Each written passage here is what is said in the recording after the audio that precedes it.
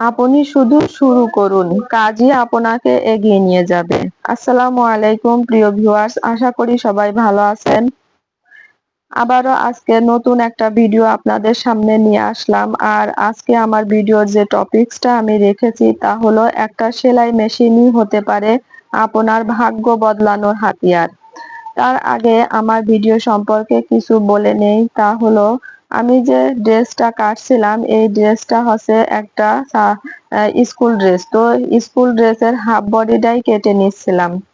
আমার এই ভিডিওতে আমি সুন্দরভাবে গলা কিভাবে বসাতে হয় আর গলা যাতে বাঁকা না হয় সেটা বিষয়ে সুন্দরভাবে বুঝিয়েছি। যেসব আপুরা নতুন টেলার্সের কাজ শিখছেন সেই আপুরা কিন্তু এই ভিডিওটা শুরু থেকে শেষ পর্যন্ত যদি দেখেন তাহলে গলা বসানোর নিয়মটা সুন্দরভাবে শিখতে পারবেন।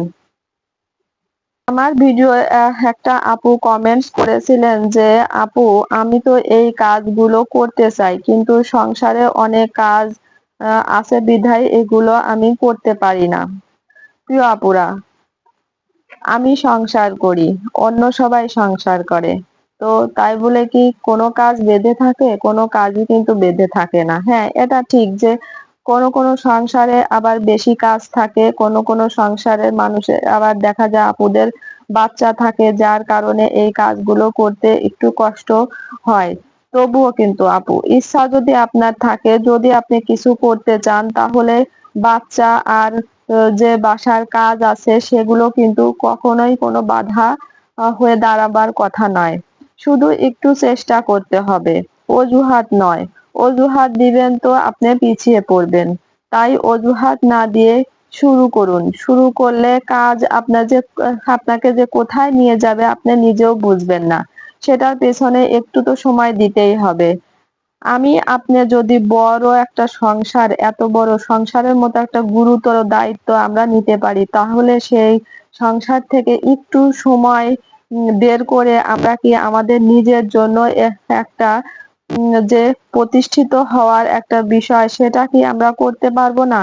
কিছু টাকা আয় করার জন্য নিজের সংসার, নিজের যে শখ আহ্লাদ পূরণ সেটা পূরণ করার জন্য, কিংবা বাচ্চাদের যে কিছু একটা কিনে দেব, নিজের মা বাবার জন্য যে কিছু করব সেটার জন্য কি একটু সময় বের করতে পারি না? অবশ্যই পারি আপুরা। অজুহাত দিবেন না, শুধু শুরু করুন। শুরু করলেই আপনি দেখবেন যেভাবেই হোক আপনার যে সাংসারিক কাজ সেটা থেকে কিন্তু আপনার সময়টা বের হয়ে যাবে। তো আমি কিন্তু কখনো কখনো যে অনুপ্রেরণামূলক ভিডিওগুলো সেই ভিডিওগুলো কিন্তু আমি দেখে থাকি। তো একটা ভিডিও আমি দেখেছিলাম যে একটা আপু, সেই আপুটা শহরে গিয়েছিল তার হাজবেন্ডের সাথে। তো সেই অবস্থায় কিন্তু তার হাজবেন্ডের কোনো কাজ ছিল না। তো ওই আপুটা একটা টেইলার্সের দোকান খুলেছিলেন। তো সেই টেইলার্সের দোকানে একটাই কিন্তু সেলাই মেশিন ছিল যা সেই আপুটাই চালাতেন। তো উনি কিন্তু 3 থেকে 4 মাস সেই যে দোকানটা খুলেছিলেন সেই দোকানে বসে থাকতেন। কোনো প্রকারের কোনো কাস্টমার আসতো না। তো ওই আপুটা যেহেতু কোনো কাজ অর্ডারই পেতো না, তো তার হাজবেন্ডও যেহেতু কোনো এক কাজ করতেন না, তখন তাদের এমন অবস্থা হয়ে গিয়েছিল যে যে দুবেলা দুমুঠো ভাত খাবেন সেটাও কিন্তু আর পারতেন না। তো উনি যে বাসায় উঠেছিলেন সেই বাসার যে আঙ্কেল ছিল সেই আঙ্কেলটা কিন্তু হিন্দু ছিলেন। হিন্দু হইলেও কিন্তু সেই আঙ্কেলটা খুবই ভালো মনের মানুষ ছিলেন। তো ওই আপুটারে বুঝাতেন যে আম, তুমি ধৈর্য হারিও না, ধৈর্য সহকারে দোকানটায় যাও, দেখবা আজ না হয় কাল তোমার সফলতা আসবেই, তোমার দোকানে কাস্টমার আসবেই। তুমি শুধু ধৈর্য না হারিয়ে দোকানে রোজ যাবে। তো আলহামদুলিল্লাহ সেই আপু কিন্তু আজকে অনেক টাকা আয় করে। 50 থেকে 60 হাজার টাকা তার যে মাসিক আয় সেটা কিন্তু হয়। এখন তার দোকানে কিন্তু 4 থেকে 5 জন কর্মী। সে নিজের যে কর্মী আছে সেই কর্মীদের কিন্তু টাকা পয়সা বেতন দেওয়ার পরেও তার 60 থেকে 50 হাজার টাকা আয় হয়। প্রিয় আপুরা, শুরু করতে হবে, শুরু করলেই কিন্তু কিছু একটা করতে পারবেন। ওই আপু কিন্তু শুরু করে ধৈর্য হারায়নি, টিকে ছিলেন এবং ধৈর্য সহকারে ওই দোকানটায় বসেছিলেন। তো তার কিন্তু আজকে অনেক টাকা আয় হয়। প্রিয় আপুরা, ওই আপু পারলে আপনি পারবেন না কেন? আমি পারবো না কেন? অবশ্যই পারবো। তো আমার ভিডিওর এ পর্যায়ে যারা এসেছেন সবাইকে জানাই অনেক অনেক ধন্যবাদ। আর আপনারা আমার এই ভিডিও লাইক দেবেন, লাইক দিলে হয় কি ভিডিও দিতে আরো উৎসাহিত হই। আর আমার যে চ্যানেল, এই চ্যানেলটা সাবস্ক্রাইব করে রাখবেন, যাতে করে যে নতুন নতুন ভিডিও দেই সেই ভিডিওগুলোর নোটিফিকেশন সবার প্রথমে আপনাদের ফোনে চলে যায়। আমার ভিডিওতে আরেকটা আপু কমেন্টস করেছিলেন যে, আপু আমি তো দর্জির কাজ জানি কিন্তু আমি কাজ পাই না, তাহলে আমি কি করব? এইসব আপুদের উদ্দেশ্যে আমি বলি, আপুরা ধৈর্য হারাবেন না, লেগে থাকবেন।